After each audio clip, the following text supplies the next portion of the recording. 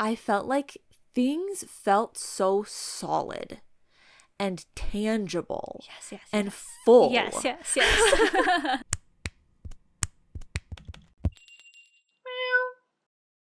Howdy, Meowers. Welcome back to the BlushCat podcast. My name is Emma, and today we are going back to 2016 because 2026 is the new 2016. Hey.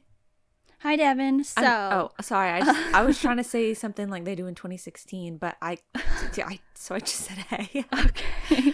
What's Emma, like the most popular baby girl name from 2016? That is correct. Based on my research. research. What a lovely, beautiful name you have. Thank you. Based on my research, that is the most popular baby girl name. Well, congratulations to the 2016 babies. Not bad. Honestly, the names weren't that bad. Wow. Okay. Yeah. Okay. Okay, but we are talking about 2016, and you might be wondering what exactly that will entail. And well, if you haven't read the title, we are going to be sharing our favorites in K-pop from 2016 and talking about some of the most popular releases in K-pop that were from 2016, not things that were popular in 2016, but things that were popular in 2016, but were also released in 2016, and some general trends in K-pop and like maybe some events that happened in that year. And you might be wondering why. Why are we doing this? Well, if you've been living under a rock, hello, Patrick Star, 2016 is just kind of happening right now, okay? Like, people are talking about it. People are reminiscing on it. It's a trend, okay? Get with the times. 2026. We're talking about 2016. Yes, and so even idols have jumped on the bandwagon of sharing old pictures from 2016. Everything 2016 is coming back up again. And honestly, by the time this episode goes up, maybe it will be like so flop city and irrelevant. But whatever, we're doing it anyway because why not? So basically, this is going to kind of be like our, comeback episodes or like our K-pop favorites episodes again. So if you hate those episodes, I'm really sorry, but we're having another one very soon. So I have some disclaimers. I know everybody loves disclaimers right at the beginning of an episode, but I feel like it's important just so people really know. A lot of this episode will be opinion-based, which is why we're calling it favorites, but some of the stuff we will mention, like we're going to talk about some debuts and stuff like that, it will be factual information that we gathered about the general public's opinion and like perception of what was popular in 2016 in K-pop, but there might also still be some of our own like personal perception clouding these things. So even the facts might not be the most factual because, we only have so much research capability. It's not like we're running a survey. True. Like this isn't like the most comprehensive situation you could possibly encounter, this is still just like kind of more casual. It's casual. Yeah. We're just doing it for fun and we're just looking back at 2016 ourselves. So don't take it seriously, please. Yeah, and I'd like to give, it's maybe not a disclaimer so much as it is backstory. I just like to give some perspective, I guess, if you will. I did not know or see much of anything about K-pop until the end of 2017. So to me, 2016 K-pop is like, I would think to everybody at this point it would be old. It's 10 years ago. But I'm saying like my perception of 2016 K-pop is, even though it was the tail end of this sort of section, I guess, it's the stuff that already existed. Right. Like for me, that's like old. It's like it was already there when I first knew about K-pop. Okay. So even though it might not be as old as older stuff, I end up putting it all kind of in the same bag as even the oldest K-pop stuff, in the sense of like, well, all of that is like pre when I knew about K-pop, you know? Right. Because I started becoming a K-pop fan in 2017. So that is our position on this whole thing. So I think we should get started into the actual episode. The meat, if you will. Sure, I didn't want to say that, but let's just run through some 2016 debuts, and I will share the title track that these groups debuted with. And I will go in order of date, chronological debut order. Okay, Astro debuted with Hide and Seek, shortly followed by WJSN with Mo Mo Mo and Kunakun with Knock. Then NCTU actually was the very first instance of NCT, and so they had the Seventh Sense. IOI had Dreamgirls, then NCT 127 with Fire Truck, Blackpink, Boombaya, and or Whistle. It's kind of debated which one is their actual debut because they were released on the same day. So I never thought of Whistle as being their debut. I wouldn't have ever thought that either. Yeah. So I personally would consider it Boombaya. NCT Dream had Chewing Gum. SF9 had Fanfare, and then a few days later, Pentagon had Gorilla. And that is a pretty crazy list there. Like, okay, so just right off the bat, I think we maybe mentioned it once before, but WJSN Mo Mo Mo, that is one of the videos that I feel like I only just saw for the first time, like, within the past year. And when I saw it, I thought, did you just say I generate this right now and show this to me as some sort of prank? Like, this video did not exist ever before. I wouldn't AI generate anything. I didn't think of it as a real thing, but it seemed that odd to me. Like, it seemed like it came out of nowhere to that degree to me that I was like, this couldn't have previously existed. Right. Check out our K-pop Surreal Moments episode. Yeah, that one is... I can't equate that with WJSN. It's crazy. I think that Kunakun's Knock is honestly history. It should have really just skyrocketed. I actually can't believe that Knock is their debut, because when I listened to Knock and then the two other songs that I know of that came out in 2016, Knock was the best one in my opinion. Whoa. So I can't believe that that's the debut one, because like they popped off with that one. I'm a fan of Sunset myself, but it's a good one. Okay. I think all the other ones are pretty self-explanatory. Like, we've talked about them. People know like the history with NCT Dream, right? And like Pentagon.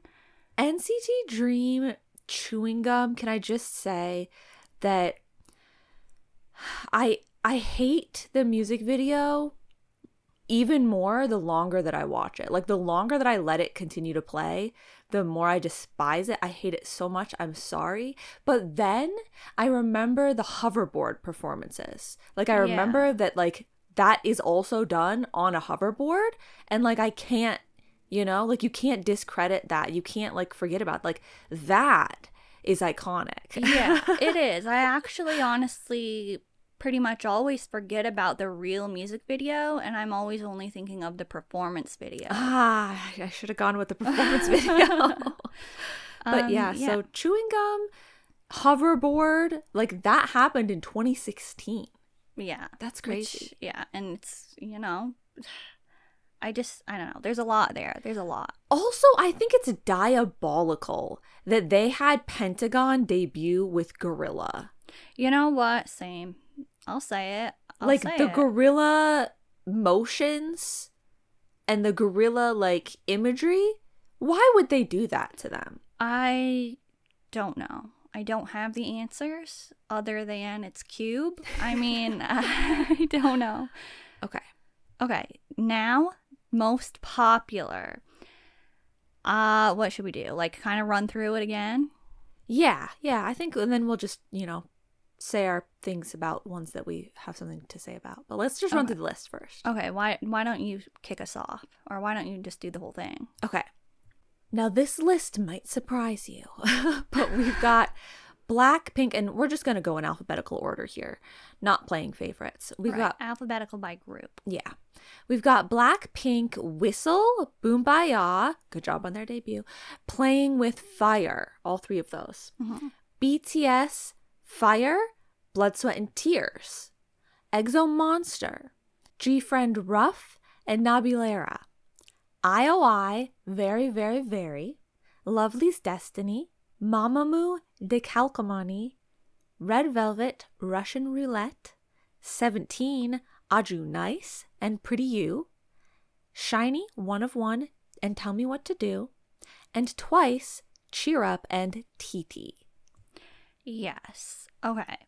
So honestly, many classics. Many classics, which I will come back to that idea of these songs being classics later.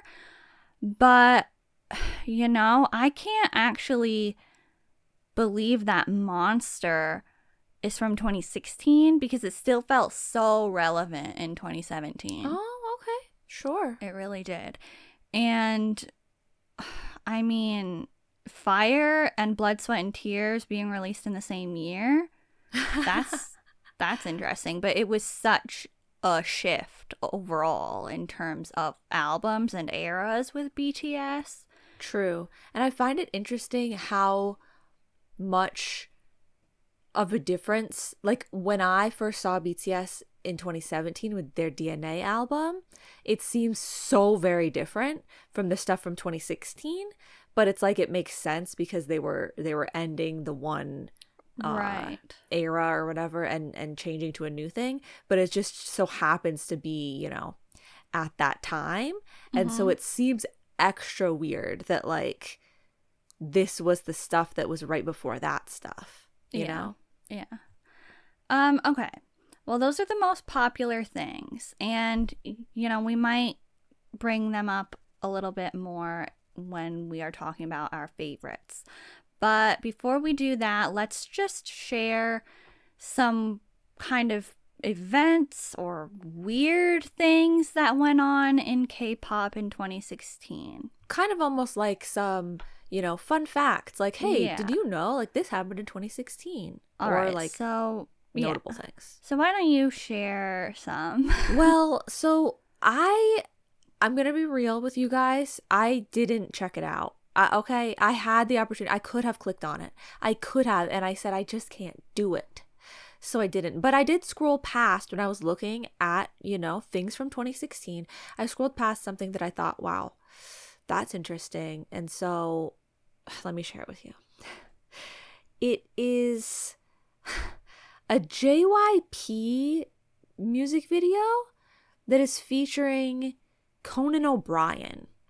It's actually Conan O'Brien and Steven, I don't know who that is, with JYP Twice and Wonder Girls in the Fire music video, not BTS Fire, a different Fire.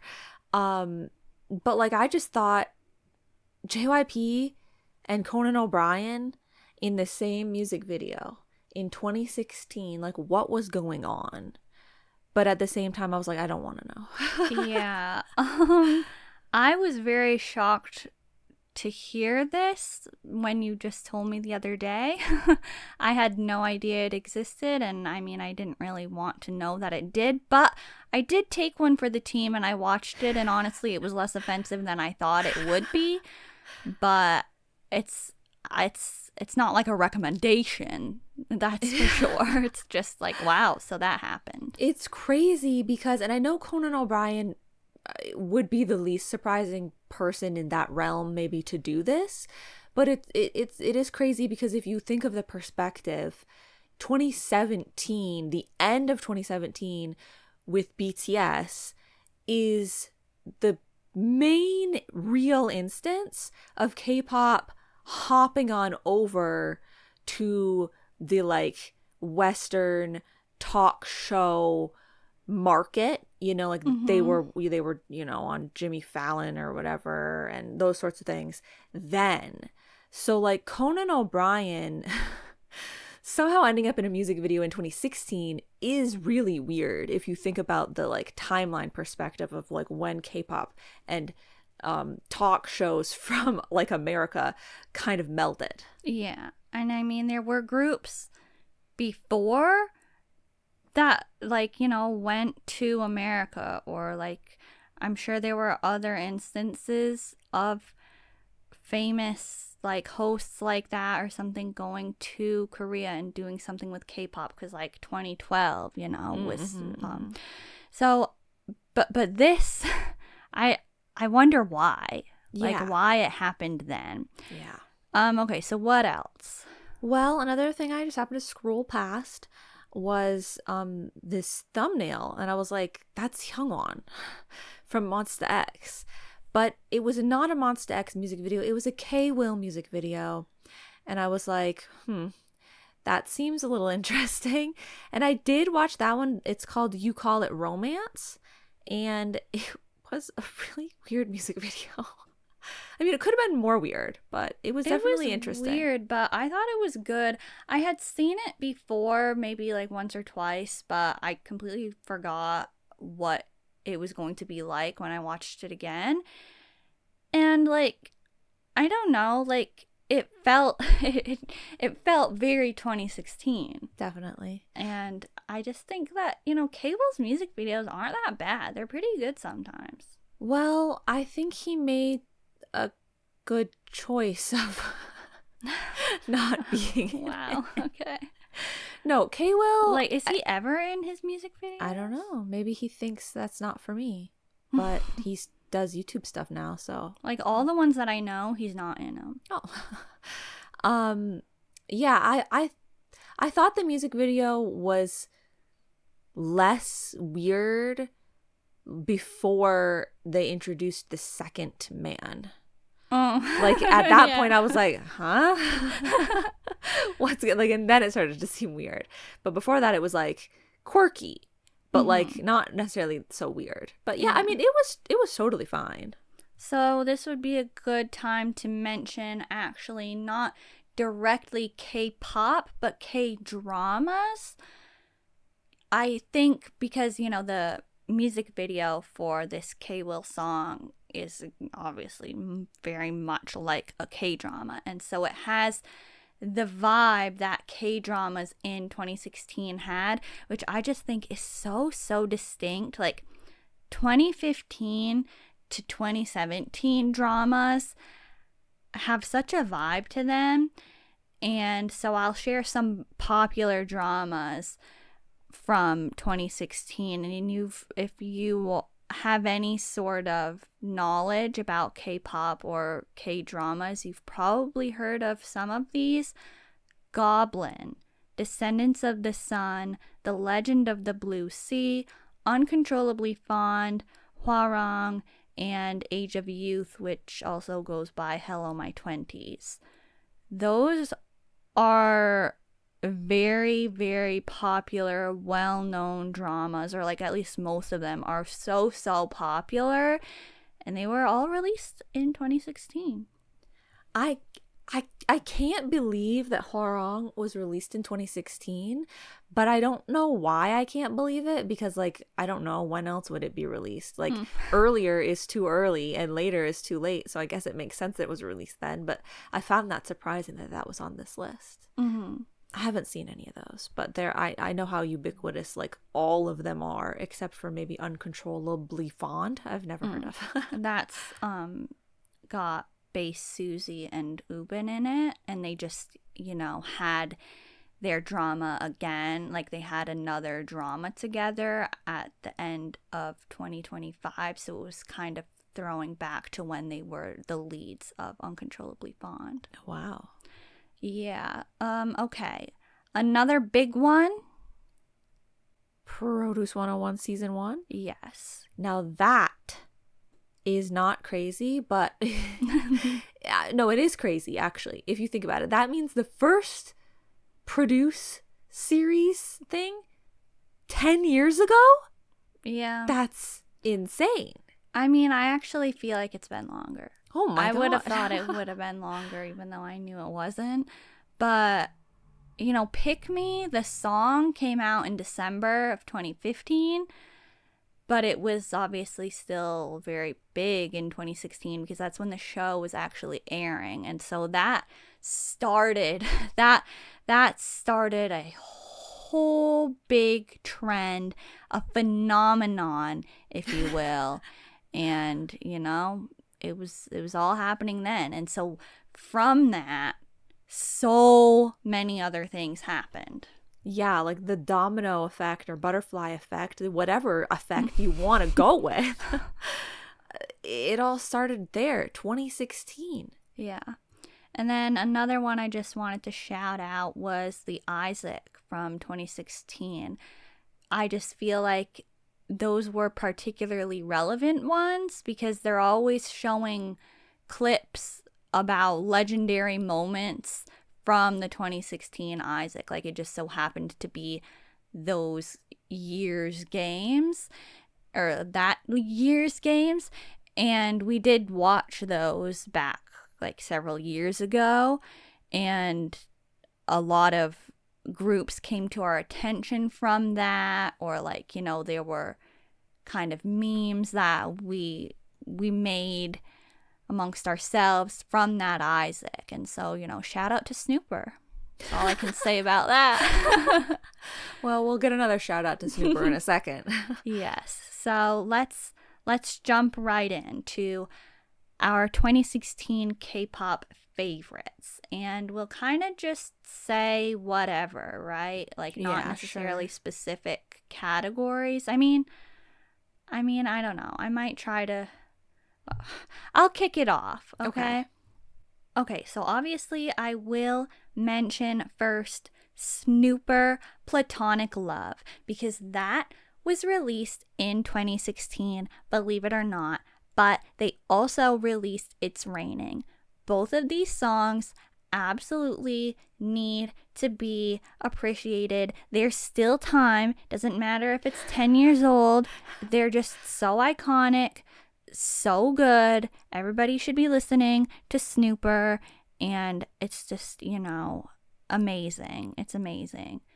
I don't understand how Platonic Love manages to be so very retro 80s, but also so very 2016 at the same time. I know, right? Isn't that fun? Yeah. It's really iconic of them to be able to just produce such a masterpiece. No. Okay, they have a typo else? in their music video. Yeah, whatever. It adds character. Meanwhile, me talking about the Sign Kickflip's music video.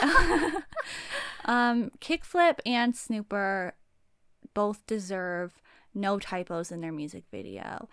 But anyway, back to 2016. Kunakun, because they already came up. They had Knock, but they also had Back Again and You.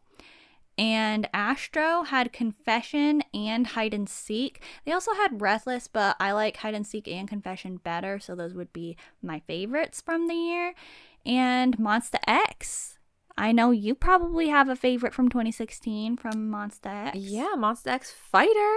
And I have All In. Exactly. One for each of us. I mean, they're both good. They really are. Okay, but I have to take a second to mention two other Monsta X songs. Mm-hmm. I don't know if there are even more that this happens with, but because like Fighter is so good, and I feel like it's so forgotten about, but it needs to not be forgotten about because it's an experience. It's such an experience. And All In, you know, it's really good too. It is. But no, Monsta X also had Stuck and White Sugar in 2016, which both have little videos for them as well. And at the beginning of both of those songs, Juhani says 2016. Oh. So I was like, oh my God. Okay, yeah. He's like extra pointing it out. I did actually want to give a shout out to their album, The Clan Part 1 Lost. in general, I think it's pretty good. And obviously, specifically, the All In music video, one of my favorite K-pop music videos of all time. Crazy. 2016. Crazy. And also I'll shout out Astro's B-sides, Cat's Eye, and Colored, and Kunakun's Tonight.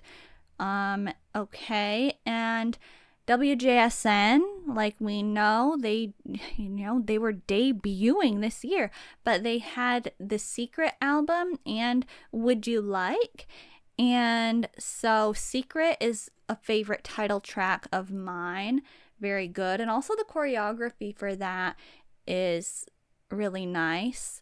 And I think it's so interesting with IOI how they were operating, because they had multiple members involved with IOI still be involved with their other groups.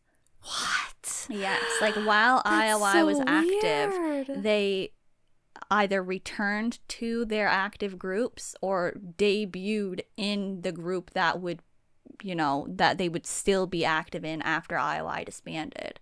They were beginning that process while IOI was active. Meanwhile, New East was sitting over there waiting. Yeah. It's crazy. Yeah. So, okay, what else? What else do you have? Well, honestly, the biggest thing for me in 2016 would have been BTS. They had a few, we already mentioned Fire and Blood, Sweat and Tears, which are both so good, but also Save Me. We all know how much we all like Save Me. I love Save Me. It's really so like simple but so powerful and good.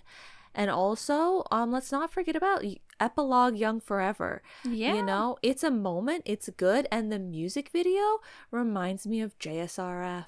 Yes, me too. It is all good. I may not be like, I may not feel the same way now that I felt about it back when it was still kind of new. But it is still good. And Save Me is one of my favorite K-pop music videos. So that's 2 from 2016 that are like some of my all-time favorites. And BTS's albums that year in general were good albums. Okay, I would also like to shout out 17 because they had Pretty You, very nice, which, as you said earlier, Aja nice, and Boom Boom. And Boom Boom, very forgotten title track, but I really like Boom Boom. I always thought it was really fun. And the Going 17 album, I think is so good. And I actually, I don't know, it seems weird that it was released in 2016 because it feels newer than that still. But they had a lot of good B-sides on that, like Beautiful, Highlight, Fast Pace. They were all from that album. Ooh, wow. Yeah. Yeah, I'd say 2016, 17. What?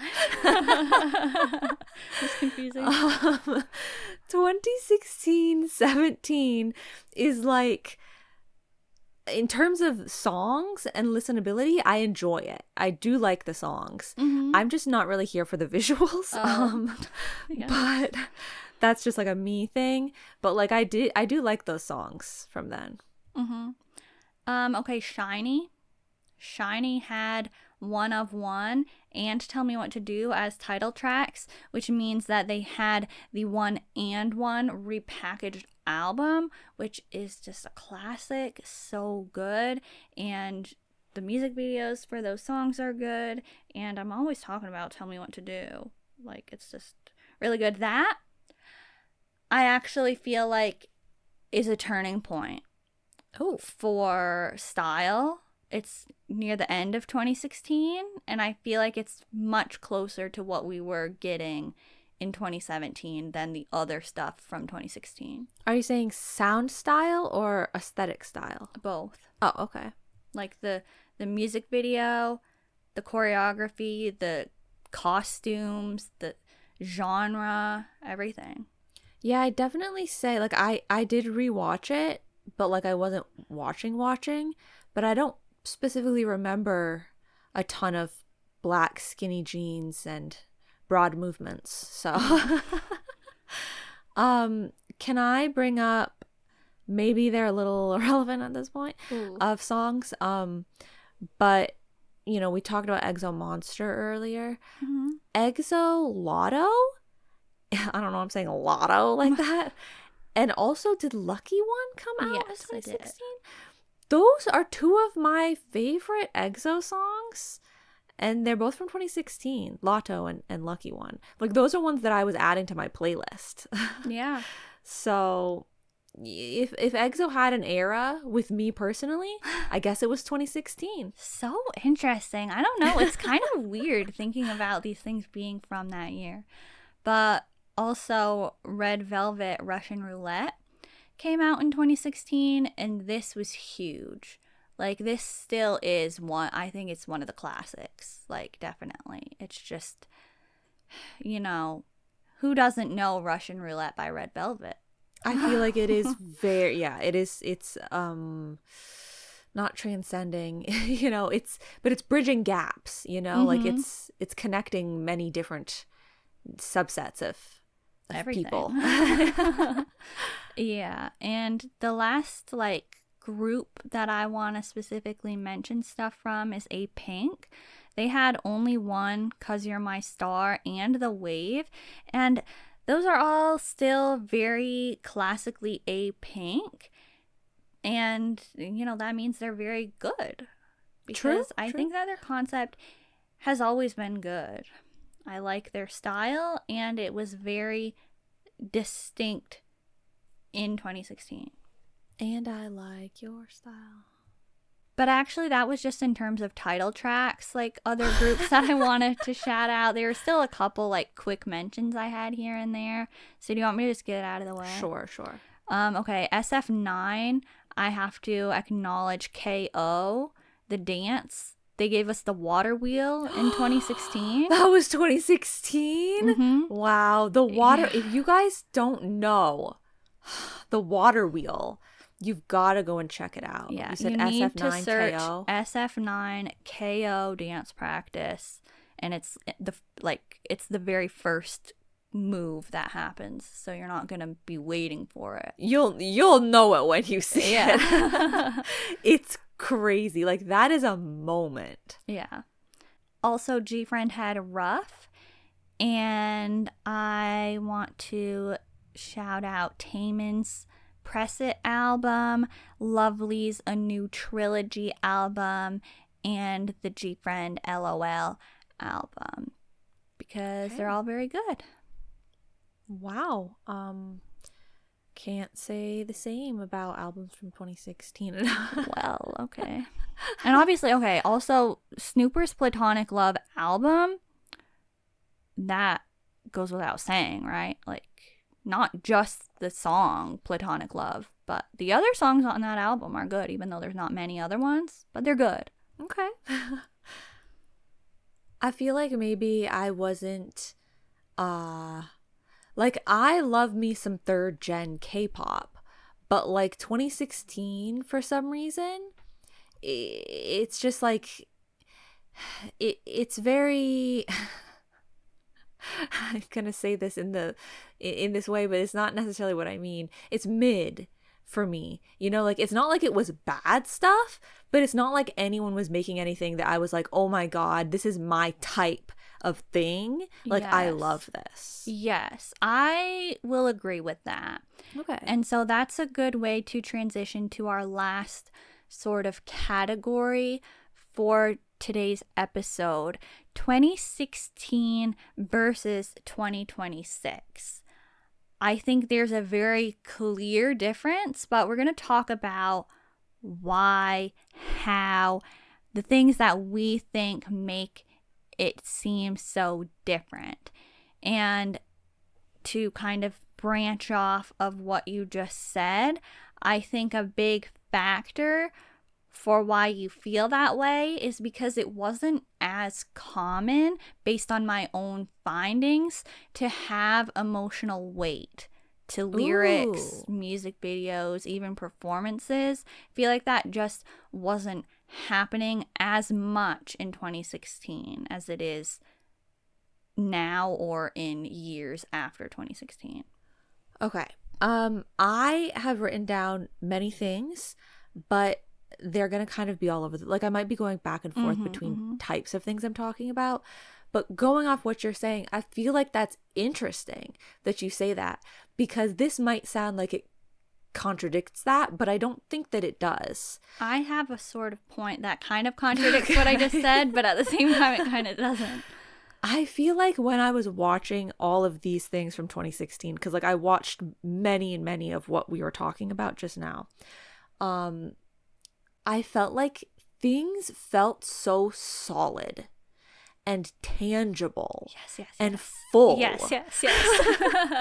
And so I was like, that feels so different than a lot of stuff now that can feel a lot more, I don't know, it's somehow just like, I don't know how to describe now, but I know that then it was like, it was there, you know, like it was like if you take and if you do your nails and you have like different like she lost me. You have different like, you know, drawings and stuff like that, you've like different layers, right? And then you put the top coat over it and everything like like everything's glued together into one thing. Okay. But like in current time, sometimes I feel like they didn't put the top coat on, you know? Like it still all feels like it's apart. But like in 2016, everything always felt like solidly like this is a whole piece, like the whole thing is together. Okay. You're where I am. I described it as having structure. Songs in 2016, I think, tended to have structure. And so a big difference is in 2016, there wasn't as huge of a concept of trends or challenges to go viral. So Oh my God. it was, you know, mostly big three groups or groups that had been around for a while that were dominating things rather than, you know, like rookies or groups from smaller companies. And there weren't trends that were, you know, going to be influencing the songs and the choreography, at least nowhere near to the degree that they are now. Nowadays, there's a lot of watered down dances and simple but catchy songs made specifically in hopes that they're going to get popular on TikTok. But this wasn't happening in 2016. So even though the songs would oftentimes lack the depth and like have stronger messages and stuff like that, that I think is more popular to have now, they at least did usually have structure, which gave them the lasting power, which is why I think songs from this era can be considered such classics, such K-pop masterpiece legend songs, you know? Sure, true. And not to say that there weren't songs that did have emotional messages. Like there definitely were, but I totally get what you're saying. And also not to say that there weren't some overarching, whatever, trends that like were maybe showing up a lot. Right. Like, can I just say there were a lot of long dinner tables in 2016. Interesting. There was like EXO Monster, BTS Blood, Sweat and Tears, Pentagon Can You Feel It? Like they all had a long dinner table.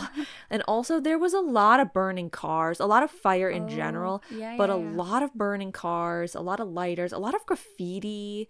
Like there definitely were things that like it seemed like maybe if one of the big three companies did it, maybe then the other groups wanted to like have that aesthetic going on too. I don't know. And then like the overall general styling trend of 2016 definitely kept coming up in everybody's styling all the time.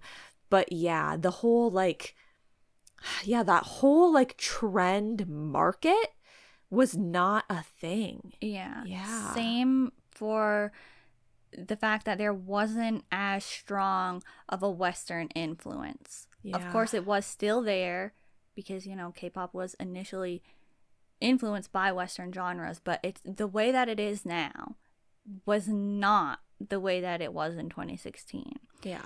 And I definitely noticed that girl groups in 2016 were trending soft, lovely, delicate.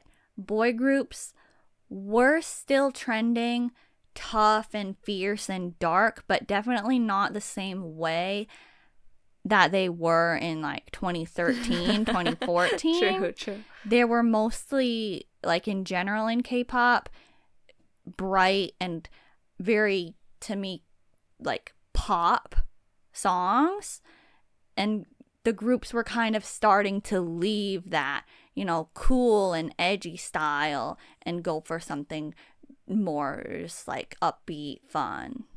Yeah, and with a lot of those like genre types that you mentioned, there was a lot of like Instagram filtery looking things applied to a lot of their videos and stuff. Like I kept seeing that over and over again. I'm like, the whole video looks like it's like got like a film over it. They did that a lot in 2016. Something that I noticed about 2016 music, and maybe it was the whole generation of K-pop, I'm not sure, but it really felt like there's such a distinct sound for 2016 that doesn't sound like another era. Like if I think about music of the current generation of K-pop, there are so many songs that sound like a song from the 80s or the 90s or the 2000s, or it sounds like completely like a new style of music. But I feel like the songs I was listening to for the 2016 time, it was very rare for one of them to be like sounding like another era. Yeah, that's a good point. So I think that's like a big change, because I feel like that happens all the time in this current timeline. The last thing that I had to bring up was the dance style being very different. It didn't yet evolve into the super intense, precise choreography that's so mainstream today. And it's like, it's a requirement pretty much. You have to be able to dance like, your life depends on it. Basically. BTS obviously was doing choreography that was very intense. 17 was on the rise as well. And I know that G-Friend, they've always been praised for synchronization, but they were still so vocally focused, and they weren't stylistically similar to groups like ITZY, who nowadays like are so known for their strong dance. And I think that they kind of helped popularize that style. And like groups like The Boys, their choreography, I don't think you were seeing things like that very often in 2016. Yeah. I also think that there were a lot bigger and more distinct rap parts and songs in 2016 in a way that I was appreciating a lot, because I've never was like, yes, I love the rap part of the song. But when I thought about it, I was like, a rap part that seems deliberate and like it's done properly and skillfully, I would so much rather prefer than when it's like, oh, and there's the rap line in the song that's like, why did you, like, you literally put this in here just because you think that K-pop is supposed to have rap in it. Like I was actually preferring the moments like the old Blackpink songs, the BTS songs, and I know like groups like Gravity, like there are some groups that definitely do still have that like proper incorporation, but like some of those older songs I was like, you know what, this is like a pretty substantial rap part, but like I feel like it makes sense here. Last thing I would say, so briefly, is just style wise, there was a lot of color in 2016, and like a lot of like